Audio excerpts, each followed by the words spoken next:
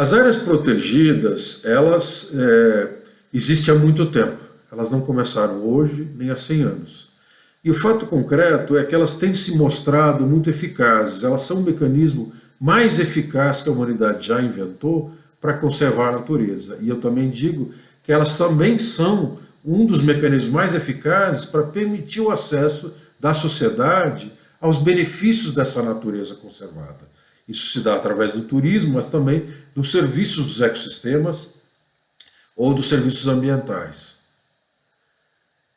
Essa delimitação de uma área com algumas dessas características que a gente mencionou, objetivo de conservação, algum mecanismo que permita essa delimitação e as restrições, e a promoção e a gestão específica, existem antes do que nós conhecemos como parques nacionais.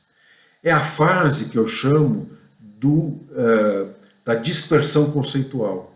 Não existia uma interconexão no mundo definindo o que eram as áreas protegidas, ou para nós as unidades de conservação, mas elas eram criadas e geridas mesmo assim. Talvez o modelo mais conhecido dessas áreas protegidas nesta fase de séculos, de talvez milênios da dispersão conceitual, são as áreas de caça. É uma certa contradição, mas são áreas que eram definidas, delimitadas, protegidas, geridas, de forma a restringir a caça de qualquer pessoa, para que pudesse haver uma caça abundante e que houvesse a possibilidade da atividade, da nobreza, da realeza, ou de castas superiores, de praticar aquela atividade ali com menos riscos de importúnio e com mais chance de achar os animais. Então, essa proteção gerava uma conservação para a caça, para esse esporte, para essa atividade predatória, como queiram, mas ela gerava uma conservação da natureza. Mas talvez o mais comum fossem os sítios sagrados. Existem inúmeros casos de sociedades, de grupos sociais, que definem áreas que são sagradas, que têm tabu, ou que são moradas de deuses e assim por diante. Nós costumamos associar esses sítios sagrados a povos que têm uma conexão mais forte com a natureza e que muitas vezes são chamados de povos mais primitivos, o que é um equívoco. Mas os sítios sagrados existem em diferentes tipos de sociedade, inclusive aquelas mais hierarquizadas, com estados mais bem implementados, e existem até hoje. E a definição de sítios sagrados, que é muito diversa, ela foi também importante para conservar a natureza em vários lugares. Além disso, ainda nessa fase de dispersão cultural, nós podemos lembrar alguns casos de proteção de recursos. E talvez o que mais interessa lembrar seja proteção de água para abastecimento de cidades, como ocorreu aqui na Cantareira, na Serra da Cantareira, para abastecimento de São Paulo. Essa fase, ela durou séculos e milênios. Ela foi sucedida para a fase mais conhecida, que é a fase do paradigma dos parques nacionais. Os parques nacionais, eles se originaram como ideia nos Estados Unidos, porque havia uma sociedade que se urbanizava, havia uma migração rural, as pessoas saíam da zona rural e iam para as cidades, e também havia um processo de degradação, que já era perceptível dos ecossistemas, da fauna, dos rios, etc., e das florestas, de forma que essa sociedade que se urbanizava, ela expressava uma nostalgia, um sentimento de falta, de necessidade de proteger essa natureza da qual ela se afastava e a qual estava sendo degradada. Provavelmente esse processo não aconteceu só nos Estados Unidos. A gente tem estudos, inclusive bibliografia, mostrando processos similares em outros países. Provavelmente não foi só essa visão da natureza intocada que acabou dominando depois o paradigma dos parques nacionais, nem nos Estados Unidos. Então havia visões diversas e múltiplas, e nos Estados Unidos é muito comum a gente se referir a duas correntes. Aquela que defendia a conservação com uso sustentável e aquela que defendia uma proteção mais absoluta, sem uso sustentável, e que acabou dominando num conceito, por exemplo, onde você protege a natureza sem pensar na população que usava antes ou na população que eventualmente estava ali quando aquele parque nacional foi criado. Também é verdade, que pouca gente se lembra, que os parques nacionais foram criados nos Estados Unidos como marcos nacionais.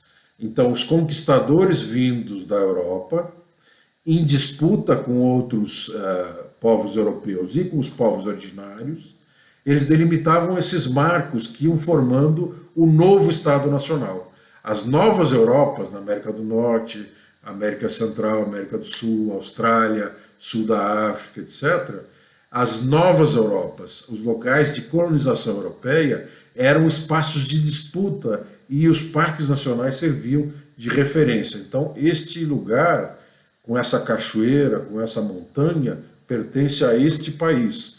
É um marco geográfico importante de domínio territorial. O fato importante é que os parques nacionais, eles se disseminaram como modelo, e essa homogeneização trouxe aspectos negativos, mas também trouxe aspectos muito positivos, porque isso permitiu que a gente discutisse no mundo inteiro conceitos similares. E com isso foi possível fazer políticas públicas internacionais, como a Convenção sobre o Patrimônio Mundial ou a Convenção sobre a Diversidade Biológica, que se relacionam com as áreas protegidas ou, no caso brasileiro, as unidades de conservação. Mais que isso, o acompanhamento de metas internacionais, no caso das áreas protegidas, ele é mais possível do que outros elementos da natureza e do meio ambiente. Então, apesar de posturas um pouco negativas que gerou um exageramento desse paradigma dos parques nacionais, um exagero do modelo dos parques nacionais, contra comunidades locais, contra valores culturais ancestrais e contra a diversificação, que às vezes normalmente é benéfica, essa diversidade, houve um aspecto muito positivo de disseminar. Por isso que a gente fala muito que as unidades de conservação, as áreas protegidas, começaram com um parque nacional nos Estados Unidos ou com um parque nacional no Brasil, no nosso caso do Brasil. Mas isso é um equívoco, porque a gente não vê isso ao longo da história. E esse modelo começou aí, mas ele tem antecedentes e coisas que lhe sucederam. Esse modelo dos parques nacionais, ele trouxe dentro de si uma diversidade, como por exemplo as categorias de gestão ou de manejo, como preferem alguns. E essa diversidade, ela foi se construindo apesar da homogeneização geral. Então, dentro do conceito geral de áreas protegidas, ou dentro do paradigma dos parques nacionais, essa diversificação começou a ocorrer até que em 2003 a gente percebeu que já existia um novo paradigma. Esse novo paradigma, ele já dava conta de que não eram só governos nacionais, não era só para a conservação da natureza e visitação, que são dois elementos fundamentais do paradigma dos parques nacionais. Por isso que chama parques nacionais, e a ideia de parque está sempre associada a turismo. Eram também governos subnacionais, estaduais e governos locais, municipais. Eram também privados, ONGs, pessoas, empresas que conservavam certas áreas. E as comunidades, sobretudo, povos indígenas, comunidades tradicionais e comunidades locais, que protegiam áreas que nós passamos a chamar, então, de áreas de conservação comunitária e depois de áreas de conservação comunitária indígena. Essas áreas, elas já existiam e também existia o uso sustentável, também existiam outros objetivos de conservar para esse fim complementar a conservar a natureza.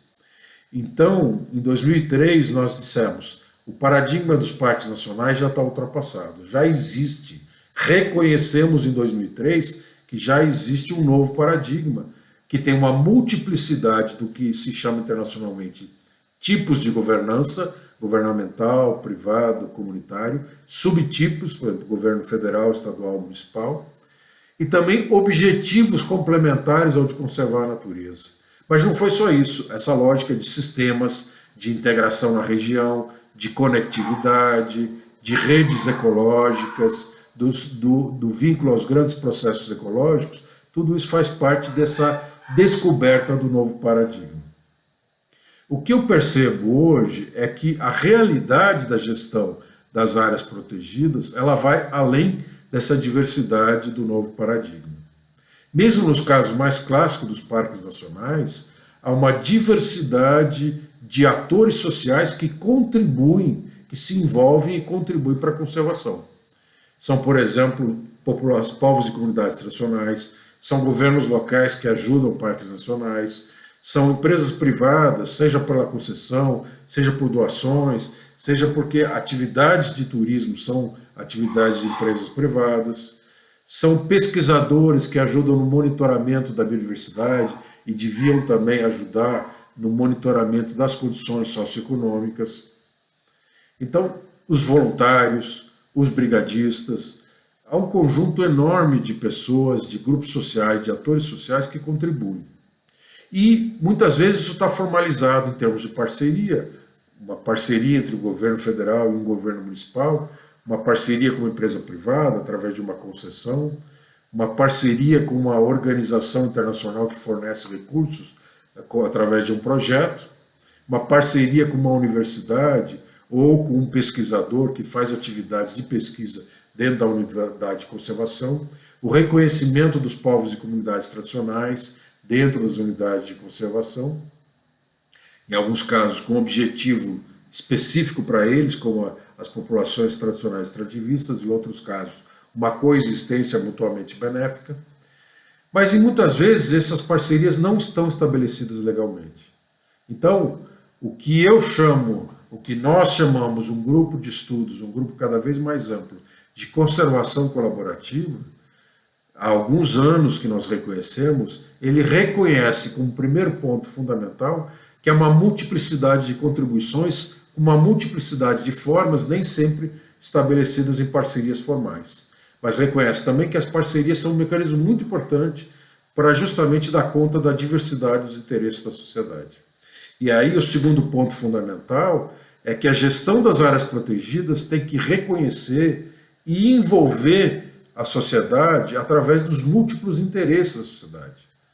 O que as pessoas, o que os grupos sociais querem nas áreas protegidas não é necessariamente aquela mesma visão do técnico, aquela mesma visão da biodiversidade, mas é uma sensação de liberdade, é uma sensação de reconexão mística, é um relaxamento, é algo que faz bem à saúde através de uma caminhada, ou mesmo uma atividade de esportes, ou só meditar dentro das árvores, ou na beira de um rio, ou em frente a uma cachoeira. É também questões ligadas à pesquisa, ao conhecimento, à educação, essa sensação de bem-estar, hoje muito ligada à saúde, ela é fundamental. Então essa multiplicidade de interesses tem que ser reconhecida. E nada melhor do que envolver essa multiplicidade de grupos, de atores sociais, de instituições.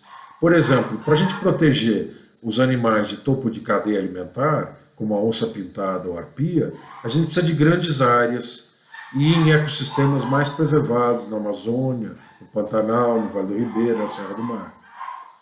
Mas, para a gente proteger as condições de saúde e bem-estar da sociedade numa cidade, eu preciso de uma área pequena próxima. Eu preciso ter acesso a uma área verde próxima e uma área com mais natureza todo fim de semana, nos feriados, ou assim por diante. Para eu reduzir o impacto das mudanças climáticas, para eu reduzir o processo de mudança do clima, eu preciso proteger grandes áreas de floresta. Grandes áreas de cerrado e assim por diante. Para eu enfrentar as mudanças climáticas, por exemplo, com a qualidade de vida, de saúde e o ciclo hidrológico nas cidades, a questão das enchentes, do abastecimento de água, eu preciso de áreas protegidas no entorno da cidade, nas bacias hidrográficas e nos vales das cidades. Então, essa diversidade de interesses é também associada a uma diversidade de atores sociais, unidades de conservação federais, unidades de conservação municipais, áreas protegidas privadas, áreas protegidas governamentais, e assim por diante. Há um elemento fundamental que a gente precisa trazer aí, que é a questão dos princípios de equidade na governança das unidades de conservação. E a gestão dessas unidades de conservação em sistemas, em conjuntos. não é possível a gente continuar protegendo a natureza aumentando as desigualdades sociais. E aqui nós estamos falando de pessoas portadoras de deficiências, da diversidade de gênero, de raça, mas também da diversidade, da diferença econômica, por exemplo, nas cidades. Então, se uma área verde, uma área protegida, acessível é importante, ela não pode estar só concentrada na área nobre de uma cidade, ou ela não pode estar sendo gerida de tal forma que ela não envolva, não convide a população pobre da cidade de se envolver, que ela não respeite a comunidade local, ela só receba turistas de longe. Então, os princípios de igualdade são fundamentais, que é a busca da justiça social, a redução das desigualdades e é fazer isso de forma ativa. Então, esse conceito de equidade se enquadra também dentro do que nós defendemos hoje da conservação colaborativa, que talvez seja um aprofundamento do novo paradigma, ou talvez seja um novíssimo paradigma de gestão das áreas protegidas, aquele que nós precisamos hoje em dia.